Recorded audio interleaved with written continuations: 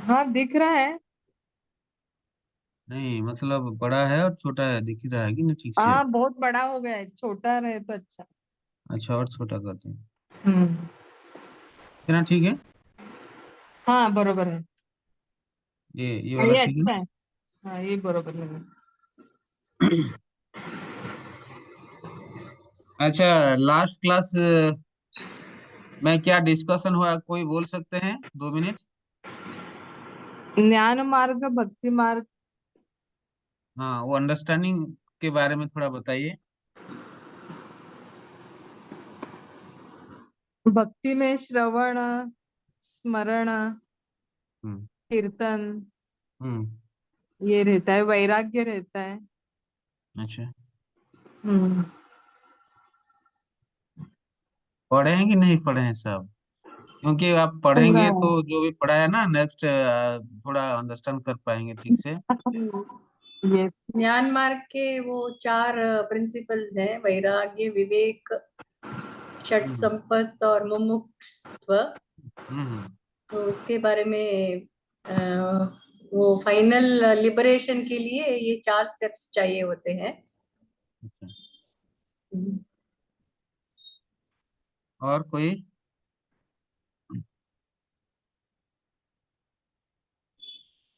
एक बात है, इस आप इस टॉपिक के जो हम पढ़ रहे हैं इस बुक में बहुत कम दिया गया है। आपका जितना भी है छोटा बुक होगा शायद, मेरे को लगता है। थोड़ा इन डेप्थ में जाएंगे तो बहुत अच्छा लगेगा।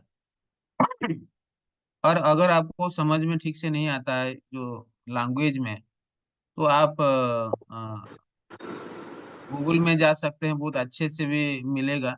मैं ओके सबको ओके। और काउंसलिंग में भी हम बताते हैं कि सपोज कोई असाइनमेंट आप लिख रहे हो, ठीक है ना? हम्म। तो सपोज आप वैराग्य के बारे में, विवेक के बारे में कोई लिख रहे हैं कि सब हठयोग के बारे में लिख रहे हैं, तो आप लोग गूगल में जाकर के हठयोग पीडीएफ ऐसे मार दो, बहुत मिल जाएगा और डिफरेंट मिलता है। जो ओके ओके। ये बुक्स डिफरेंस होते हैं समझ में भी। इसमें थोड़ा मैं देख रहा था इंग्लिश में भी थोड़ा जो लैंग्वेज है थोड़ा डिफिकल्ट है, मतलब समझने के लिए, क्योंकि वो स्पिरिचुअल लैंग्वेज होता है ना। तो अगर कोई प्रॉब्लम है तो बहुत बहुत है, गूगल में आप जाओ और पढ़ो। तो एक दो को पढ़ेंगे तो बहुत क्लैरिटी आ जाएगा, ठीक है ना? ये एक मेथड अच्छा। आपको बता रहे हैं। तो खाली इस बुक को नहीं और भी पढ़ सकते हैं, ठीक है ना? ओके ओके हाँ यस। अच्छा, ओके। अष्टांग योग आज पढ़ेंगे। ये भी जहाँ भी ढूंढो मिल जाएगा आप लोगों को, ठीक है? अच्छा, ऑब्जेक्टिव क्या है Ashtanga yoga? After going through this unit you should be able to understand the Ashtanga yoga. अष्टांग योग क्या है? उसमें जो आता है जो अष्ट अंग, अंग मतलब लिम्स, 8 लिम्स आता है, ठीक है ना? वो क्या है? क्या यम नियम प्रत्याहार प्राणायाम समाधि से कुछ मतलब ध्यान धारणा ये सब कुछ आएगा, 8 सिस्टमेटिक हम पढ़ेंगे। तो यम क्या है, नियम क्या है, उसका प्राणायाम और प्रत्याहार क्या है उसके बारे में मतलब पढ़ेंगे। समाधि क्या है, ठीक है? ध्यान ये सब इसमें है। इस इंट्रोडक्शन में इन जनरली आपको बताया गया है कि अष्टांग योग में हम डिटेल में जाएंगे। हमारा जो भी साधु है, जो भी संत है, सेंट्स रहे हैं, वो हमको बहुत अच्छे से डिफरेंट टाइप का योग, आसन, प्राणायाम पढ़ा के गए हैं। आजकल तो हम भूल गए हैं, नई दुनिया मतलब मॉडर्न साइंस आ गया है। हैं, हम सोचते हैं कि हम बहुत आगे चले गए हैं, लेकिन वो लोग का भी जो भी है वो भी साइंटिफिक है, ठीक है ना? लेकिन पतंजलि का जो आजकल रामदेव बाबा भी बहुत पतंजलि के बारे में आपको पता होगा। पतंजलि शिक्षा जो है, सूत्र जो है, अ, योग सूत्र और अफोरिज्म, ये वेस्टर्न कंट्रीज में ज्यादा से ज्यादा प्रचार प्रसार हुआ है। इंडिया में तो हमारा है ही।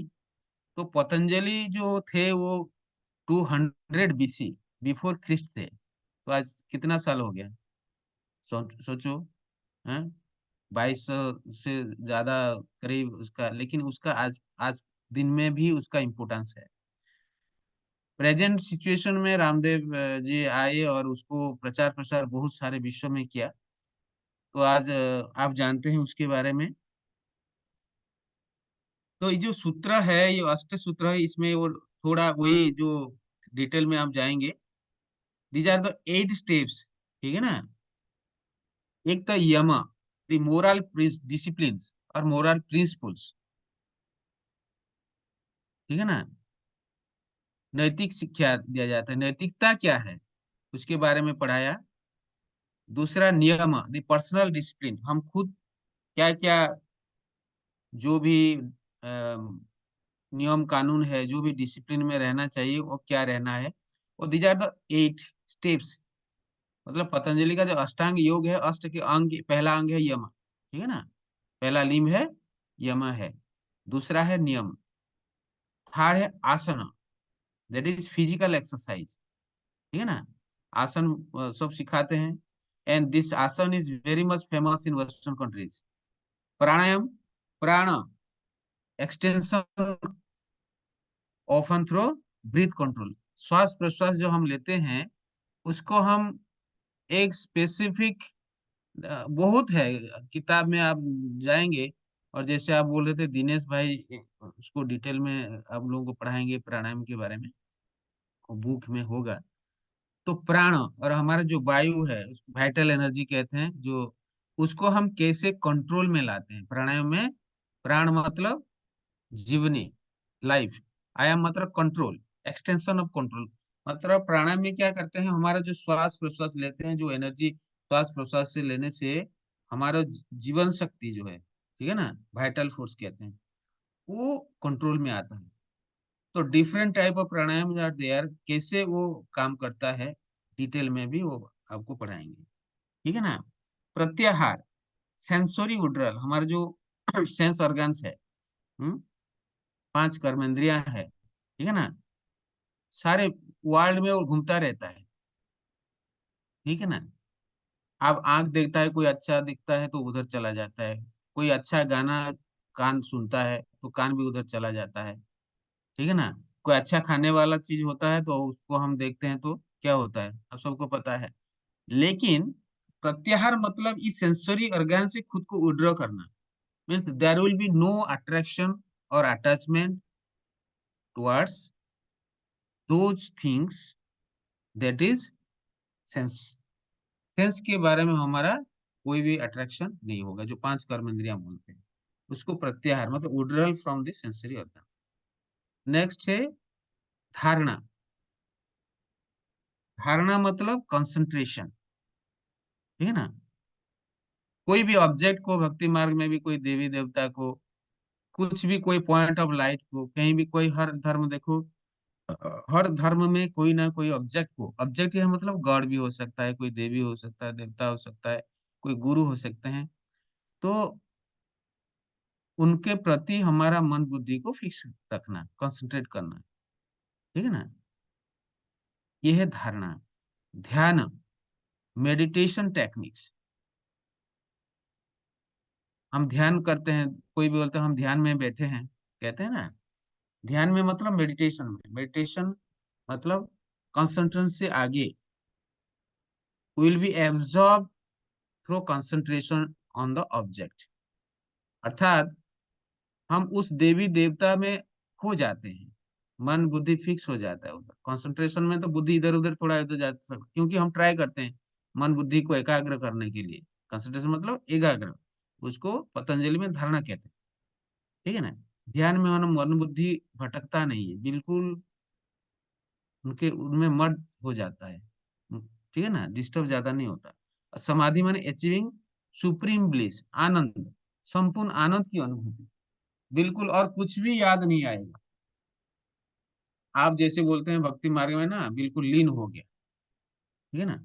ये जो 8 है, इसको आप लोगों को याद रखना है, स्टेप बाय स्टेप, इसमें हम जाएंगे, ठीक है। इसमें और एक इम्पोर्टेंट चीज है, अष्टांग योग में क्या हमको बेनिफिट मिलता है, what type of benefit will get. एक number, helps cleansing and detoxification process by building internal warm. अंदर से हमको डिटॉक्सिफाई, क्लीन करता है, सफाई कराता है, ठीक है ना। ये अष्टांग योग जो करेगा, इसके बाद ये भी इम्पोर्टेंट है। पहला तो अष्टांग योग क्या क्या है, यम नियम प्रत्याहार, ये जो 8 है आप लोग को बताया, ये भी याद करेंगे। और उसके बेनिफिट क्या है, ये भी बहुत important, what is the benefit of doing अष्टांग योग। दूसरा है helps make your body flexible, क्योंकि आसन भी करते हैं, प्राणायाम भी करते हैं, तो बॉडी फ्लेक्सिबल हो जाता है। हेल्प्स बिल्डिंग पेशेंस, हमारा पेशेंस भी बिल्ड होता है, मतलब अंदर से हम, हमारा पेशेंस बढ़ जाता है। Helps improve blood circulation, blood circulation भी बढ़ जाता है। Improves concentration power, helps coping with obesity, ठीक है ना। तो हम एक्सरसाइज करते हैं, इसमें तो आसन आसन योगासन सिखाते हैं ना, उसमें भी हमारा जो ओबेसिटी, मोटापन, उसको भी थोड़ा कंट्रोल में रखता है। Helps gaining self control and confidence, हमारा सेल्फ कंट्रोल और कॉन्फिडेंस दोनों बढ़ जाता है। हेल्प्स कोपिंग विथ स्ट्रेस, अगर स्ट्रेस हमारे में बहुत बढ़ जाता है, हम तो राजयोग मेडिटेशन करते हैं, वो तो हमारे ब्रह्मा कुमारी में सिखाया जाता है, लेकिन जो अष्टांग योग में भी ये सब चीजें क्या होता है, it also helps in stress release, ठीक है ना। नेक्स्ट है help facing tension and problems, अगर हमारा जीवन में आजकल की दुनिया में तो टेंशन ही टेंशन है, प्रॉब्लम्स ही प्रॉब्लम्स है, तो we can by doing this Ashtanga yoga we can antidote your tension and problems. Improves lung capacity to breathe better, क्यों से प्राणायाम करते हैं, जो भी एक्सरसाइज थोड़ा आसन प्राणायाम करते हैं, वो तो हमारा ब्रीदिंग कैपेसिटी बढ़ जाता है, लंग्स का कैपेसिटी बढ़ जाता है। एंड बेनिफिशियल है जो कार्डियोवास्कुलर आउट, हमारा जो ब्लड वेसल्स, हार्ट रहता है, हार्ट पंपिंग थोड़ा ठीक रहता है। मतलब कोई भी एक्सरसाइज, कल मैंने एक पढ़ा था, आप 1 घंटा एक्सरसाइज करेंगे तो 2 घंटा आपका लाइफ स्पान बढ़ेगा, कहीं पढ़ता था कल। जीवन में हर डेली 1 घंटा आप एक्सरसाइज करेंगे तो 2 घंटा आपका लाइफ स्पान बढ़ जाएगा। ऐसे it is all things, it is related, that beneficial होता है कार्डियोवास्कुलर आउटपुट में भी, अगर हम इस योग करेंगे तो, ठीक है। ये आपको याद रखना है, बेनिफिट्स क्या मिलता है, ठीक है। इसमें धारणा में डेफिनेशन दिया है, धारणा इज ट्रांसलेटेड इज कलेक्शन और कॉन्सेंट्रेशन ऑफ द माइंड। धारणा मतलब हमारा मन को कंसंट्रेट करते हैं। और क्या बोला, the it is the act of holding, धारणा मतलब पकड़ के रखना, होल्ड करके रखना, ठीक है ना। उसी हिसाब से भी याद आप कर सकते हैं। So it is the act of holding, bearing, wearing, supporting, maintaining, retaining, keeping back a good memory और फार्मनेस, ये आप याद कर सकते हैं। इसका मीनिंग है इसी हिसाब से, मतलब उसको डेफिनेशन में आप लिख सकते हैं। तो धारणा तो 6 स्टेप है, लेकिन ये भी हमारा पतंजलि में सबसे इम्पोर्टेंट लिम्ब है, ठीक है ना। उसको भी ध्यान में रखना है, इसमें हम डिटेल में जाएंगे, बाद में भी है।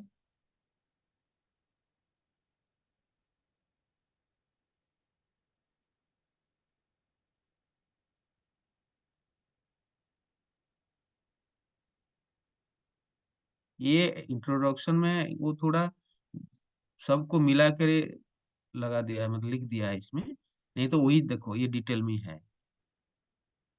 इंट्रोडक्शन में क्या करते हैं, ये है, ये चीज पढ़ाया जाता है, मतलब टोटल टॉपिक का मिलाते, समरी में भी इसमें भी थोड़ा डालते हैं। यम मतलब आवर मोरल रेस्पॉन्सिबिलिटीज, यम पहला लिंग है अष्टांग योग में, पहला 1 नंबर यम। यम का मतलब देखो, इस अष्टांग योग में कोई देश काल, कोई सेक्स, क्लास, जेंडर में वो कोई फर्क नहीं रहता। सब देखो, सब प्रकार के जो भी रिलीजन्स है, सब में मोरल वैल्यूज को बहुत इंपॉर्टेंस दिया गया है। ठीक है ना। तो इस अष्टांग योग में भी मोरल वैल्यूज का बहुत इंपॉर्टेंट है। तो पतंजलि ये सब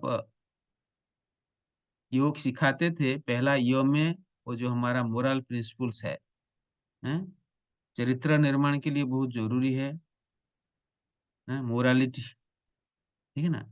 और ये उपनिषद में भी लिखा है कि इसको त्रिशिक की ब्रह्मानंद उपनिषद में लिखा है कि non harming, truthfulness, non stealing, chastity, sympathy, rectitude, patience, steadfastness, moderate diet, cleanliness, ये भी कोई योग के लिए बहुत जरूरी है। उपनिषद में भी है, लेकिन पतंजलि में भी क्या किया, इसमें जो रखा है नॉन हार्मिंग, मतलब किसी को हार्म नहीं करना। ट्रूथफुलनेस, सच्चाई, नॉन स्टीलिंग मतलब चोरी नहीं करना, पवित्र रखना। तो यमों में भी ऐसे अहिंसा है, नॉन वायलेंस। ठीक है ना। यमों के अंडर में ये आएगा। In this there is some overlap with the second group of requirement made by Patanjali. कुछ ओवरलैप है, लेकिन ये भी बहुत इंपॉर्टेंट है। यमों के अंदर क्या है? Ahimsa, non violence. For many students of yoga this is perhaps the most important yoga, the most difficult to live by. अहिंसा आजकल तो सोचने में डिफिकल्ट लगता है, लेकिन बुद्ध धर्म, बौद्ध धर्म में भी ये बहुत इंपॉर्टेंट है। और पहला यम में अहिंसा ही आता है, नॉन वायलेंस ही आता है। तो उसको हम बहुत ध्यान देना जरूरी है। Means we have to restrain yourself for fighting और any violence towards other people. दूसरों के प्रति हमारा हिंसा भाव ना हो, इसके लिए हमको ध्यान देना बहुत जरूरी है। ठीक है ना। जो भी संसार में जितना भी एग्जिस्टेंस है, मनुष्य को, पशु को हो, कोई भी लिविंग बीइंग को हो, इवन जो जिसका जीवन भी नहीं है, हाँ, उसके प्रति भी हमारा क्या हिंसा भाव न हो, अहिंसा भाव। हम तो कहते हैं कि कोई का आत्मा है, शरीर है, जीव है, जीवन है, तो उसके प्रति तो हम रखते हैं। लेकिन नॉन लिविंग, जो जिसका जीवन नहीं है, उसके प्रति हमारा अहिंसा भाव रहना चाहिए। दूसरा है सत्य, मतलब ट्रूथफुलनेस। ये यम में हम बात कर रहे हैं, यम के अंदर आएगा। ठीक है ना। ट्रूथफुल मतलब सच्चाई। आप कितने अपने दिल से पूछो, कहते हैं ना, अपने दिल से पूछो आप कितना सच बोल रहे हैं। हम जो खुद को देखते हैं,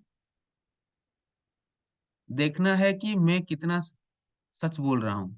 दूसरों के प्रति मेरा कितना प्योर भाव है, ट्रूथफुलनेस है, लव है, रेस्पेक्ट है। तो सच्चाई के बारे में भी पतंजलि ने यम में आप लोगों को इम्पोर्टेंस दिया है कि ये भी बहुत चाहिए, इम्पोर्टेंट है। अस्तेय, न स्टीलिंग।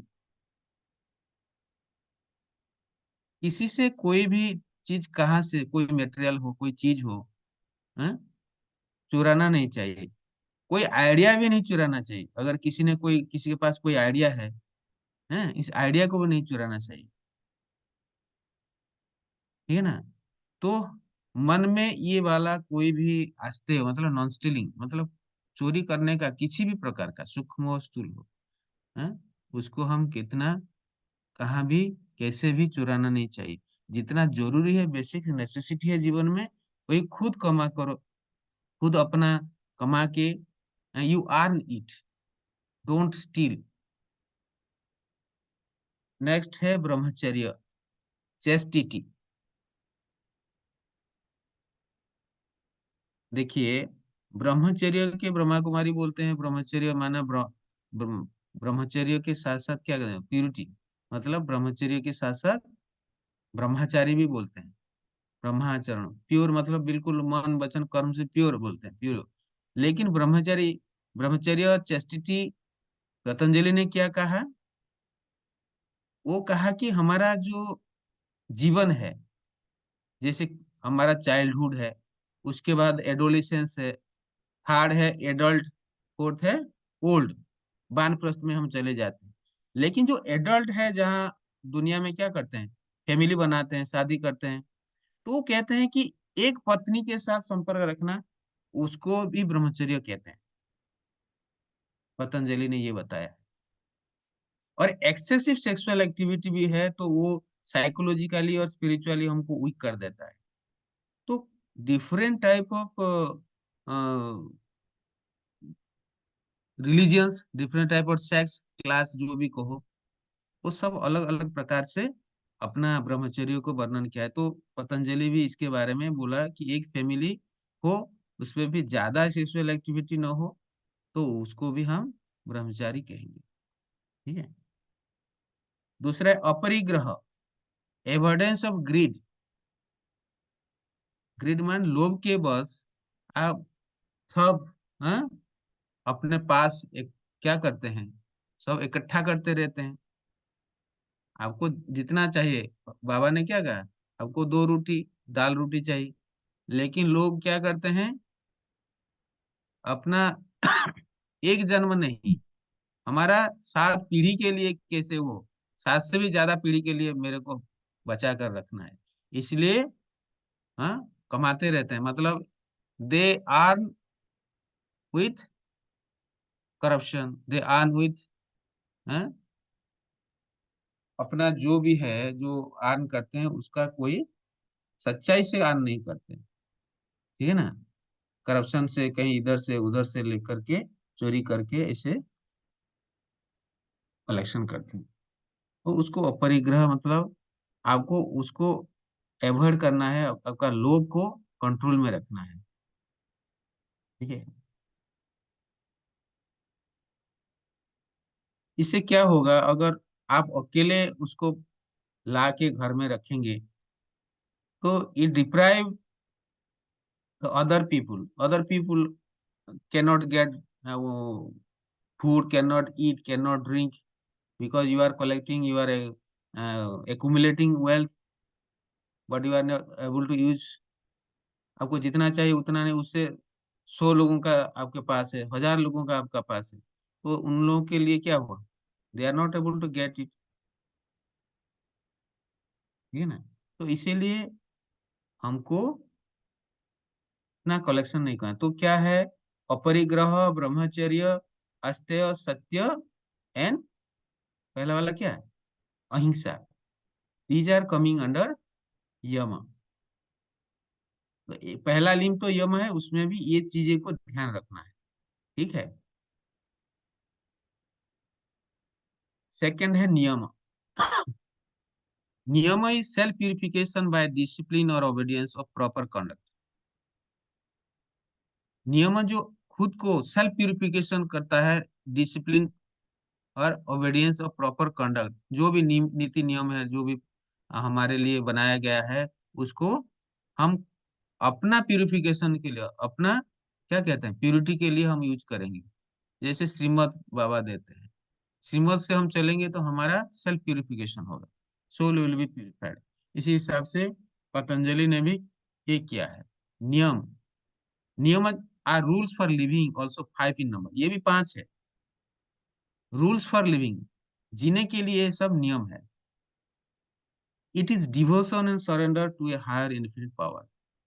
है ना, अपने को हायर पावर जो भी है, ठीक है ना, भक्ति में तो कोई किसी को हायर पावर समझता है, इन्फिनिट पावर समझता है। गॉड को डिफरेंटली वो लोग बुलाते हैं। And they remember God, but they think that this is our God, so they surrender everything to him, उनको सब निछावर कर देते हैं। और दिस 5 नियम, ये भी याद रखना, नियमों के अंदर एक है स्वच्छ, इंटरनल एंड एक्सटर्नल प्यूरिटी। बाहर और अंदर दोनों से प्योरिटी। बाहर और अंदर प्योरिटी का मतलब एक्सटर्नल प्योरिटी, हम स्वच्छ रहेंगे, साफ सुथरा रहेंगे। हाँ, ऐसे भी यहाँ सिखाया जाता है, कोई आप बाथरूम टॉयलेट जाते हैं तो नहा के आते हैं। डेली आपको साफ सुथरा रखना है, कपड़ा जो भी पहनते हो उसको साफ, जो भी यूज करते हो उसको सफाई में रखना। External purity. इंटरनल प्योरिटी, अंदर से आप सच्चा रहना है, कोई भी विकार ना हो अंदर से। ठीक है, कोई किसी को दुख नहीं देंगे, किसी के प्रति, सबके प्रति दया भाव, जिलस नहीं होना चाहिए है, ईर्ष्या द्वेष भाव कुछ नहीं होना चाहिए, मतलब अंदर से भी स्वच्छ। दूसरा संतोष, कंटेनमेंट, संतुष्टता, अंदर से संतुष्ट रहना चाहिए। तपस, तापो है तपो, तपस्या, ऑस्टेरिटी, ठीक है ना। अंदर से हमारा तपस्या बहुत पक्का होना चाहिए, कोई कष्ट नहीं। कष्ट तो होता है लेकिन उसका भी अनुभव ना हो, तो तपस्या होनी चाहिए। स्वाध्याय, स्व अध्ययन, मतलब खुद को खुद पढ़ना है, स्ट्रेंथनिंग द नॉलेज। हम भी जो भी, बाबा इसीलिए डेली यहाँ भी हमको पढ़ाता है, कभी मिस नहीं करना है। तो दुनिया में भी जो शास्त्र पुराण जो भी है वो भी अपना डेवलपमेंट के लिए, उनका भी एक भी है ना, हमको वहां जाना है, हमको मुक्ति चाहिए, हमको लिबरेशन चाहिए। इसके लिए स्टेप बाय स्टेप करते रहते हैं, तो उसके लिए भी स्वाध्याय करते हैं। नेक्स्ट है ईश्वर प्रणिधान, सेल्फ सरेंडर, खुद को भगवान में क्या समर्पण कर देते, ये नियम में आता है। इसको भी याद रखना है, क्योंकि आपको अगर अष्टांग योग के बारे में लिखना है 10 मार्क का, तो ये सब पॉइंट वाइज लिखेंगे हैं, अच्छा रहेगा। पहला यम, उसके अंदर जो 5 है, दूसरा नियम क्या है, उसको थोड़ा लिखना है, उसके अंदर जो है 5 नियम क्या है, ठीक है ना। नेक्स्ट है आसन, थर्ड। इसी तरह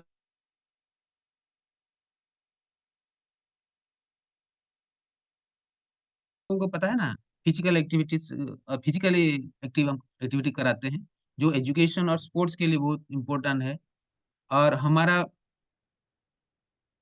बाहर में तो दुनिया में फिजिकल एक्सरसाइज सिखाते हैं, लेकिन आसन में भी हमारा पोस्चर्स, डिफरेंट टाइप ऑफ आसन आर देयर, सो पोस्चर्स इतना होता है कि हमारा बॉडी का हर अंग, जितना भी अंग है सो वो एक्टिव होता है, ठीक है ना। हर ग्रुप ऑफ आवर, हर part of our body is activated.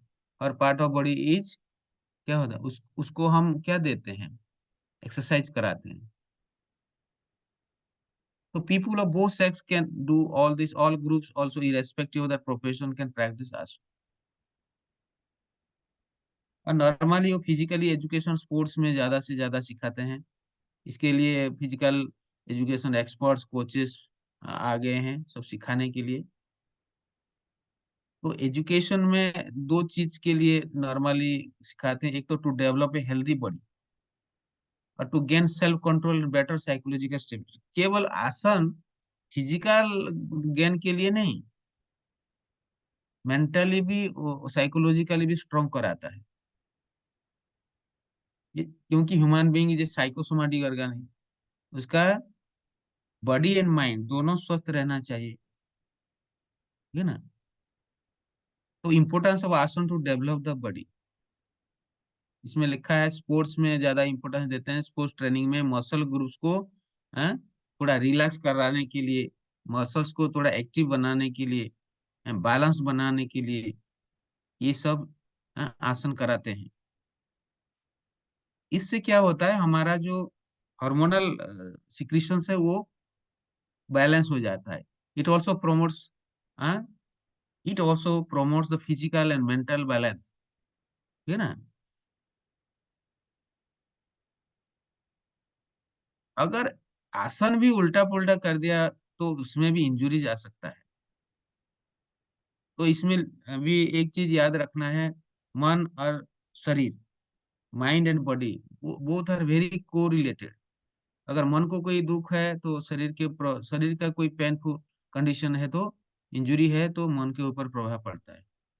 This two are very closely related. इसलिए कुछ भी शरीर को होता है तो मन, और मन को कुछ होता है शरीर पर प्रभाव पड़ता है। तो आसन भी जो हम करते हैं, तो आसन से हमारा मेंटली एंड फिजिकली हमारा स्ट्रेंथ बढ़ जाता है। Next, importance of asana to regulate our mind.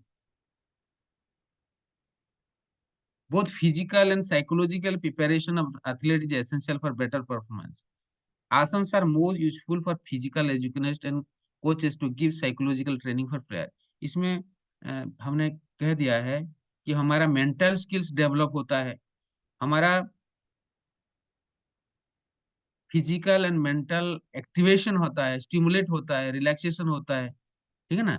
जब हम आसन करते हैं उसका मन पर भी प्रभाव पड़ता है, जैसे will be more attentive, will be more motivated, हमारा self confidence level level of aspiration, mental health बढ़ जाता है, हमारा थॉट्स भी पॉजिटिव हो जाता है अगर हम आसन करते हैं। तो आसन में तो डिटेल में आप पढ़ेंगे उधर। तो ऑब्जेक्टिव ऑफ आसन क्या है? It is the main yogic tool for balancing the physical body. Different postures होता है, फिजिकल मूवमेंट्स होता है टू रिलीज टेंशन, हमारा फ्लेक्सिबिलिटी बढ़ाने के लिए, हमारा एनर्जी फ्लो, हमारा बॉडी में कोई फ्रिक्शंस है तो उसको रिलैक्स करने के लिए ये यूज किया जाता है। हमारा जो बॉडी में एनर्जी फ्लो करता है उसको, जो एनर्जी हमारा बॉडी में फ्लो करता है वो एनर्जी को फ्री फ्लो करता है। फ्री फ्लो का मतलब कहीं भी पेन है तो उसको आप आसन प्राणायाम करेंगे तो वो धीरे धीरे रिलैक्स होके फिर जो एनर्जी ब्लॉक होता है ना वो ठीक हो जाता है। जो फिजिकल पोस्चर्स करते हैं उससे हमारा हेल्थ के साथ साथ वाइटलिटी, हमारा एयरनेस बढ़ता है, और इससे भी हमारा डाइजेस्टिव सिस्टम ठीक होता है, जो भी हम खाते हैं उसको ठीक से पचता है। इसके लिए डिफरेंट आसन्स है, जैसे हमारा डिफरेंट टाइप का आसन्स के बारे में हम जो जानते हैं। खाने के लिए कौन सा आसन पता है किसको? वज्रासन। तो वज्रासन में बैठते हैं तो डाइजेशन प्रोसेस बहुत अच्छा रहता है, इसलिए खाने के बाद ये अ, एक आसन है कराते हैं, ठीक है ना। इसमें बैठेंगे तो आपका फिजिकली जो भी डाइजेशन सिस्टम है वो ठीक से डाइजेशन होता है, हमारा शरीर को, हाँ, वो एसिड गैस कंट्रोल होता है, डाइजेशन अच्छा होता है, बॉडी को अच्छा एनर्जी मिलता है, ये चीजें।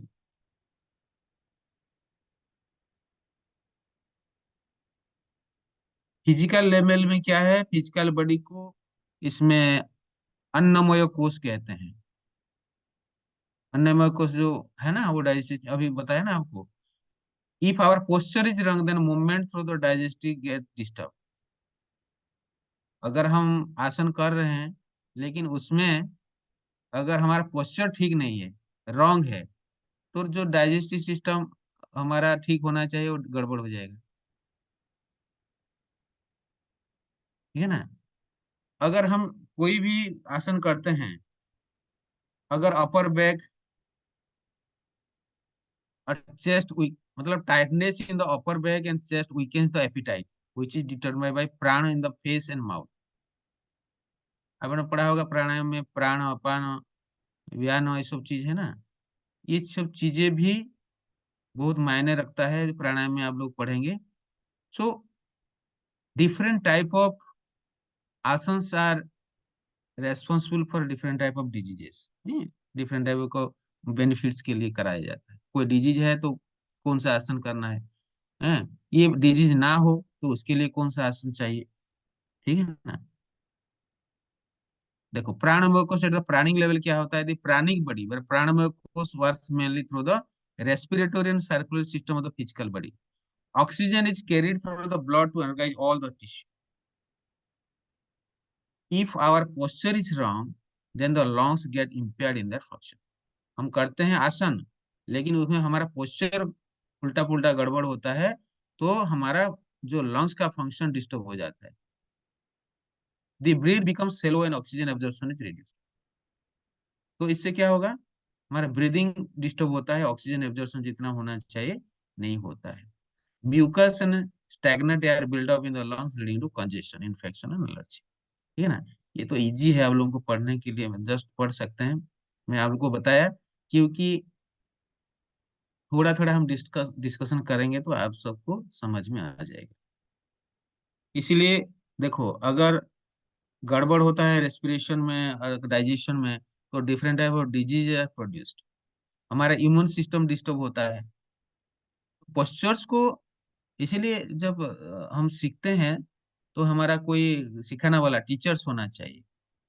अगर रंग्स पोस्चर्स के बारे में आप ध्यान देना कि कहते हैं ना ये नहीं करना चाहिए, ये पोस्चर ऐसा हो ऐसा हो, तो प्रैक्टिकली एक्यूरेट पोस्चर क्या हो आसन में, वो आप लोगों को कोई टीचर से जरूर सीखना चाहिए। खुद हम देख के कर सकते हैं, लेकिन उसमें वो ठीक है कि नहीं एक बार कंफर्म करना है। ठीक है। और क्या होता है, आसन हम करते हैं तो इट ऑल्सो स्टिमुलेट्स द चक्र। जो 8 चक्र है हमारा, कुंडलिनी का जो चक्र है वो भी क्या होता है, स्टिमुलेट होता है। डिफरेंट टाइप ऑफ चक्र, वो भी आप बुक में होगा, ये सब पढ़ाएंगे। तो भुजंगासन फॉर मणिपुरा चक्र इसमें दिया है। Sarvangasana for purifying the nadis facilitate the conduction of prana throughout the body. The main object of hatha yoga is to create balance between the interacting activities and process the pranic in mental. जो हठ योग में हम कल पढ़े थे, वो क्या किया, हमारा प्राणिक एंड मेंटल फोर्स जो है उसको बैलेंस करता है, एक्टिवेट करता है। इसी हिसाब से हम जो प्राणायाम करते हैं, जो भी आसन प्राणायाम जो भी प्रैक्टिकली करते हैं, केवल शारीरिक नहीं, मानसिक स्तर में भी हमारा उसको एक्टिवेट करता है। और जो हमने लास्ट डिस्कशन किया, तो कुंडलिनी जो सुषुम्ना नाड़ी है, जो योगी है उसमें उसको वायु को ऊपर नीचे कराते हैं, मतलब it flows from top to bottom through sushumna nadi. इससे वो अपना कंट्रोल कर लेते हैं अपना शरीर मन को, शरीर को जैसे चाहे ऐसे अपना जीवन शक्ति को जितना दिन चाहे जी सकते हैं। अपना शरीर का डीके भी नहीं होता है, बूढ़ा होंगे लेकिन उसका फंक्शनिंग बॉडी का और ऑर्गन्स विल बी ओके। कल हम देखते थे। और eight the mind level asana का objective at the mind level क्या है, मैंने जो बताया, the mind and body are not separate entity although there is a tendency to think and act though as though they are. The gross form of mind is the body, and the subtle form of the body is the mind. मन का gross form है, बड़ा आकार है body. मैंने भी कहा पढ़ा था, body is the extension of mind. Body is the extension of her mind. ठीक है। तो इसी हिसाब से मन से शरीर और शरीर से मन, the subtle form of body is the mind. जब हम आसन प्रैक्टिस करते हैं, it integrate and harmonise the two, mind and body. इसीलिए शारीरिक तरफ से भी कोई हमारा जो भी हो रहा है आसन में, तो मन के ऊपर भी प्रभाव पड़ता है। इसलिए हमारा मन में कोई स्ट्रेस हो, कोई टेंशन हो, कोई डिस्टरबेंस हो, वो भी ठीक हो जाता है। शरीर में कोई ब्लॉकेज हो, वो भी ठीक होता है। और मन में भी कोई ब्लॉकेज हो तो वो भी ठीक होता है। Next, pranayama. Pranayama means control of breath and it involves 3 main phases. ठीक है ना। प्राणायाम मीन्स कंट्रोल ऑफ ब्रीथ, हमारा निश्वास प्रश्वास जो लेते हैं उसको एक बैलेंस फॉर्म में कंट्रोल करता है।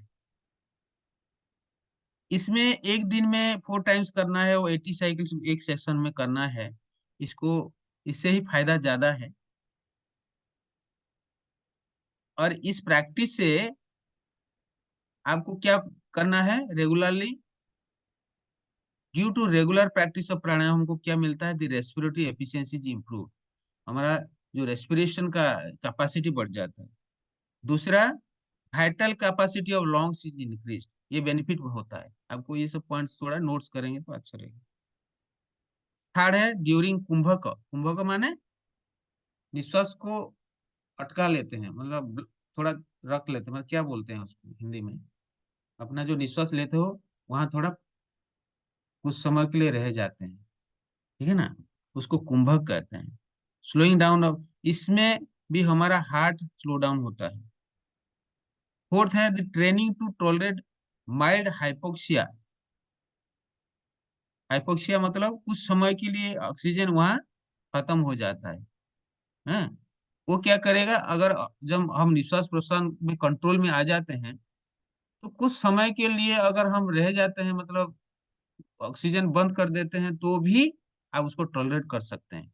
हाइपोक्सिया मतलब absence of oxygen. Example, during Kumbhaka can stimulate the myocardium to increase its vasodilation as recorded at higher altitude.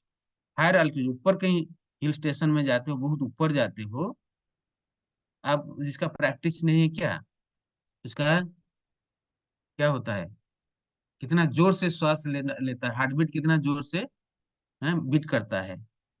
लेकिन इसका प्रैक्टिस होगा तो इतना जल्दी वो थकेगा नहीं, इतना उसका जो कंट्रोल होगा उसने श्वास प्रश्वास में कंट्रोल। नेक्स्ट है 5 number, synchronization of different activities of the organism when respiration is increasing.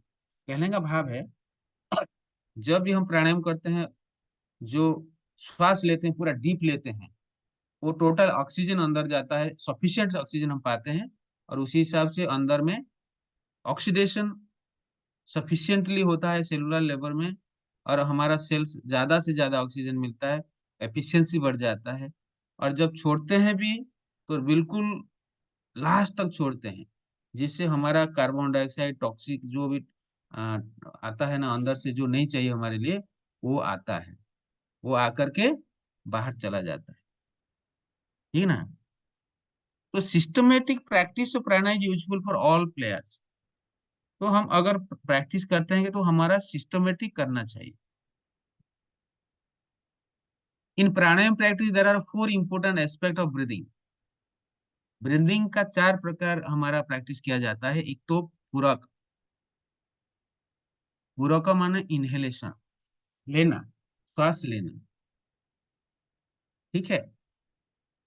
रेचक का मतलब एक्जेलेशन, छोड़ना। अंतर कुंभक, retention of breath after inhalation. Suppose आप ले लिया, वहां अटक गए, उसको अंदर कुंभक कहते हैं, ठीक है ना। अगर पूरा छोड़ते हैं, छोड़ने के बाद पूरा लास्ट तक जो जाते हैं वहां थोड़ा अटक जाते हैं, रिटेन करते हैं ब्रीथ को, उसको बाहिर कुंभक कहते हैं, ठीक है ना। ये प्राणायाम में ये 4 प्रैक्टिस कराते हैं। तो ऐसे रेचक, पूरक एंड कुंभक। कुंभक 2 तरफ कर सकते हैं, अंदर भी कर सकते हैं, बाहर भी कर सकते हैं, यही प्रोसेस है। आप डिटेल में भी आप लोगों को पढ़ाएंगे शायद, मेरे को लगता है इसमें थोड़ा थोड़ा दिया है। ब्रीदिंग एंड प्राणायाम,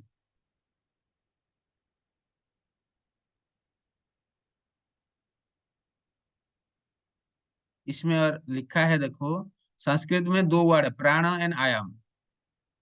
प्राण माने the universal life force, the breath of life, the vital force, the original potential, ऐसे नाम में उसको जानते हैं।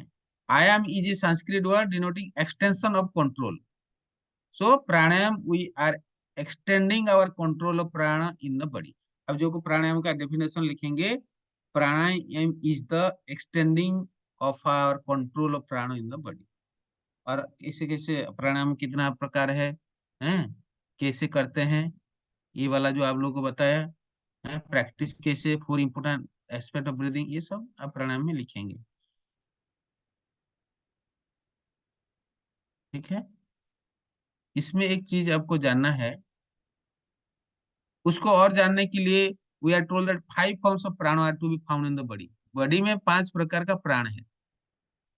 एक तो प्राण है, दूसरा अपानो है, तीसरा व्यानो है, चौथा समानो है, पांचवा उदानो है। ठीक है ना, इसमें भी दिया गया है। वो प्राण क्या करता है? Prana is the form which is said to rise from solar plexus and the heart. Heart और हमारा जो सोलर प्लेक्सस जो नर्वस सिस्टम गया है, ठीक है ना, उससे शुरू होता है, मतलब it is arising from that point. Apana is the descending breath associate with the lower body. हमारा शरीर का lower body is associated with apana. Vyana circulating throughout the body and specially in the limbs. पाव में व्यानो सर्कुलेट करता है, ये वायु है, प्राण है ना, प्राण के बारे में बात करें। Samana is located in abdominal region. पेट के पास पास समानो सर्कुलेट करता है, पर it is associated digestive and abdominal process. Udana is that form carrying pranic energy to upper body and the upper chakra. Udana मतलब ये जो ऊपर चक्र रहता है ना, उसको कंट्रोल करता है। कहने का भाव है जो प्राण भी है 5 प्रकार का, वो भी हमारा टोटल बॉडी और चक्र को कंट्रोल। नेक्स्ट प्राणिक बॉडी, प्राणमय कोश। भाई जी, हाँ मतलब ये जी। व्यान समान अपन ये सब चक्र है? नहीं, चक्र नहीं है, ये वायु है। ये प्राण वायु जो है। बोलते हैं, प्राण जो बोलते हैं। चक्र तो वो मूलाधार हाँ। चक्र से लेकर हाँ जी, सहस्त्रार हाँ। चक्र है ना, ठीक। उसके, हाँ, उसको जानना है। वो भी आप ठीक लोग है। को किताब में होगा, पढ़ाएंगे सर, पढ़ाए। वो दिनेश भाई पढ़ा रहे हैं ना। हम्म।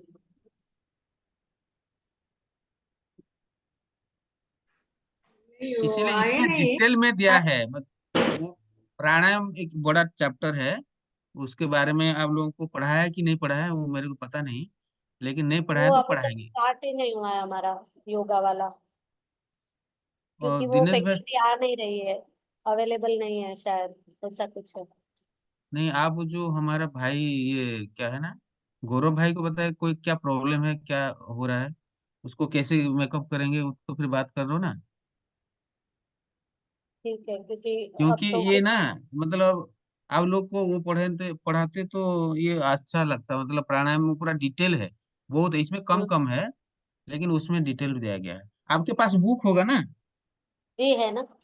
हाँ। हाँ, उस बुक को थोड़ा रेफर करो, प्राणायाम में क्या डिटेल है, इसमें क्या है ना, अष्टांगो जी। योग के बारे में हम पढ़ रहे हैं ना, इतना ज्यादा नहीं हाँ। दिया गया है, थोड़ा अच्छा। थोड़ा दिया गया है कि आपको, क्योंकि वहां तो इतना ज्यादा नहीं लिखे, अष्टांग योग के बारे में लिखो बोल तो एक बुक लिखेंगे फिर प्रॉब्लम हो जाएगा ना, इसलिए थोड़ा थोड़ा हाँ। इसमें दिया गया है। हाँ। ठीक है। ठीक है भाई। Thank you. नेक्स्ट है प्रत्याहार। प्रत्याहार मतलब आप लोगों को बताया ना, विड्रॉल ऑफ द सेंस, मैंने थोड़ा डिस्कशन किया। हमारे जो पंच कर्मेंद्रियां हैं, दौड़े नहीं उसके तरफ, ठीक है ना।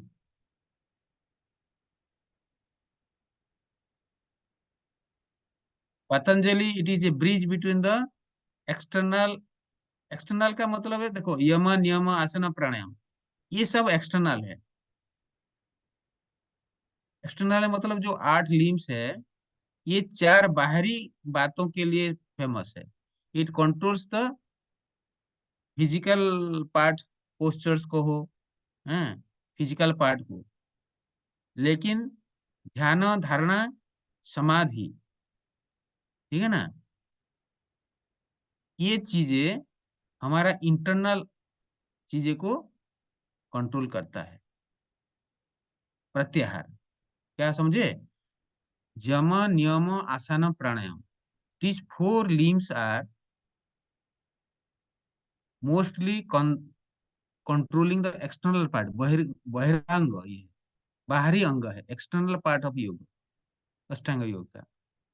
लेकिन प्रत्याहार, धारणा, ध्यान और समाधि, ये 4, these are the internal part of your Ashtanga yoga, ठीक है ना। और थोड़ा डिटेल में जाएंगे। धारणा, धारणा is the concentration on an object.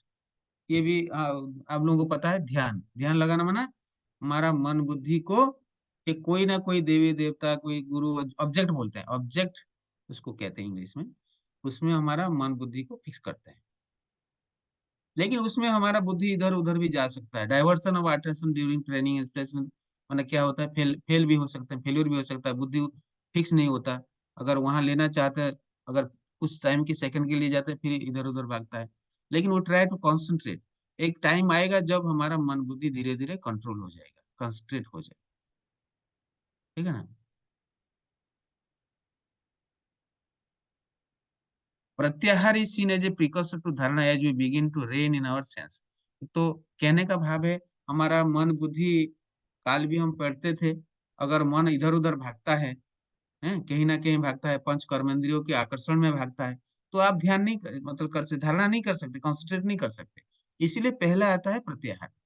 प्रत्याहार अब करेंगे तब तो मन फिक्स होगा ना, कंसंट्रेट हो पाएगा। इसीलिए पहले प्रत्याहार ये है इसमें, ठीक है ना। ध्यान है, it is the stage of meditation. ध्यान क्या है? मेडिटेशन है। ध्यान requires complete meditation on the object of concentration. जिसको हम कंसंट्रेट करते हैं, उसके प्रति हमारा ध्यान बिल्कुल फिक्स हो जाता है, उसको मेडिटेशन कहते हैं। हमारा मन बुद्धि फिक्स हो जाता है, मतलब वहीं उसके साथ चला जाता है, उसके साथ फिक्स हो जाता है, ठीक है ना। इसको ध्यान कहते हैं। सो ध्यान requires complete meditation on the object of concentration. इसके लिए आप लोगों को एक दिन दो दिन का नहीं, रेगुलरिटी ऑफ टाइम का, रेगुलरिटी जहां बैठते हैं वही पूरा रेगुलर बैठना है। जो भी प्रैक्टिस करते हैं दिन को एक दो बार जो भी है, वो उसका रेगुलरिटी रखना। और सबसे मोस्ट प्रिफर्ड टाइम ब्रह्म मुहूर्त है, 4 से 6, ठीक है ना। सो आपको पहले तो कंफर्टेबल पोजीशन में बैठना है, सुखासन में बैठना है। बैठ करके आपका स्पाइन एंड नेक बिल्कुल स्ट्रेट रखना है। इसका भी साइंटिफिक रीजन है, ठीक है ना। हमारा जो वाइटल एनर्जी फ्री फ्लो होगा, जो भी हम, और जिसके प्रति, जिस देवी देवता को हो, गुरु को हो, भगवान को हो, गॉड को हो, जो भी है, उसके प्रति हम ध्यान लगाते हैं, कंसंट्रेट करते हैं, उसके बाद मेडिटेट करते हैं, ध्यान धारणा करते हैं, फिर ध्यान लगाते हैं। मैं अष्टांग योग के हिसाब से बोल रहा हूँ आपको। कम से कम धीरे धीरे हमारा 10 मिनट, 15 मिनट, 20 मिनट, एक घंटा, जितना टाइम शायद आप उसको बढ़ा सकते हैं। जितना टाइम बढ़ाएंगे उतना आपका एक्सपीरियंस बढ़ेगा। एक्सपीरियंस, सेल्फ रियलाइजेशन, ठीक है ना, गॉड रियलाइजेशन आप ज्यादा से ज्यादा कर पाएंगे, ठीक है। नेक्स्ट है samadhi. Samadhi is the peak of yogic achievement. योगी साधना इसलिए करता है कि उसको समाधि समाधि मिल जाए, मतलब इट इज द सबसे ऊंचा प्राप्ति है, जिस प्राप्ति में वो सीधा भगवान के साथ बिल्कुल लीन हो जाता है, संपूर्ण शांति का अनुभव करता है, अपना जो भी कर्मेंद्रिय है उससे ऊपर बिल्कुल उपराम बन जाता है। इस स्थिति के लिए वो लोग ही क्या करते हैं? Liberation, it is the stage of liberation, मुक्ति, समाधि, उस स्टेज में, इसके लिए उस क्या करते हैं? भक्ति करते हैं, योग करते हैं। तो এইটা ये है 8th stage of path of yoga. It is the 8th stage path of yoga in अष्टांग योग समाधि, जिसमें संपूर्ण आनंद, निर्वाण है, स्वर्ग प्राप्ति, संपूर्ण आनंद की अवस्था बोलते हैं उसको, संपूर्ण रिलीज स्टेज, समाधि स्थिति, ठीक है ना। अलग अलग लोगों ने अलग अलग प्रकार का नाम दिया है, ठीक है ना। लेकिन ये समाधि सबको नहीं मिलता है। कितना समाधि स्टेज को प्राप्त करने के लिए कितना, ये जो आप लोगों को बताया अष्टांग योग में 8 का अंग जो है, उसमें फिर कितना हमको क्या यम नियम, धारणा, प्रत्याहार, ध्यान, समाधि, जो हमको 1 बाय 1 स्टेप को आना है। एक स्टेप में अगर आप अचीव नहीं करते, नेक्स्ट स्टेप को नहीं आ पाते। इसीलिए समाधि को प्राप्त करने के लिए करना इतना सहज नहीं है। बहुत कम योगी है जो इस स्टेज को प्राप्त किए हैं। तो समाधि को प्राप्त करने के लिए, जिसको मोक्ष भी कहते हैं, लिबरेशन कहते हैं, अष्टांग योग में ये सिखाया गया है। तो एक एक अंग का महत्व, ठीक है। और समरी में भी आप पढ़ लेंगे, इसमें थोड़ा और कुछ कुछ दिया है। अगर कुछ पढ़ के नहीं समझ में आता तो कल भी पूछ सकते हैं। इसमें प्राणायाम क्या है, योग क्या है, योग पोजीशन, ये सब और एक बार समरी में देता है ना। ओके,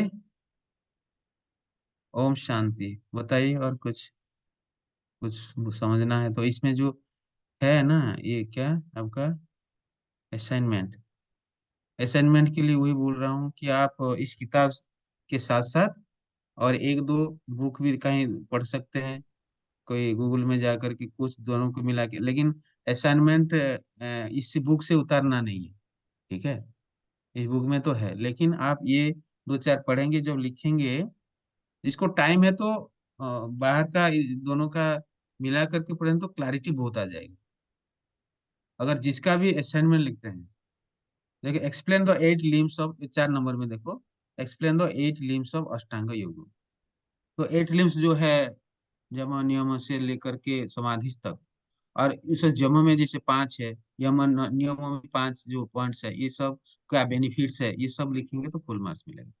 एक्सप्लेन करेंगे, और उसको और डिटेल में अगर पढ़ना है तो थोड़ा बाहर से भी थोड़ा पढ़ के असाइनमेंट लिखेंगे तो अच्छा मार्क मिलेगा।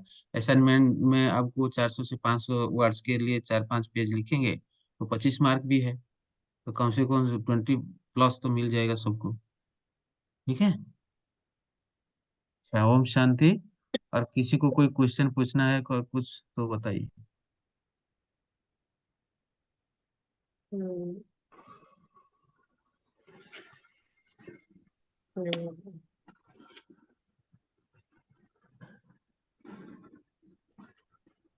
हम्म,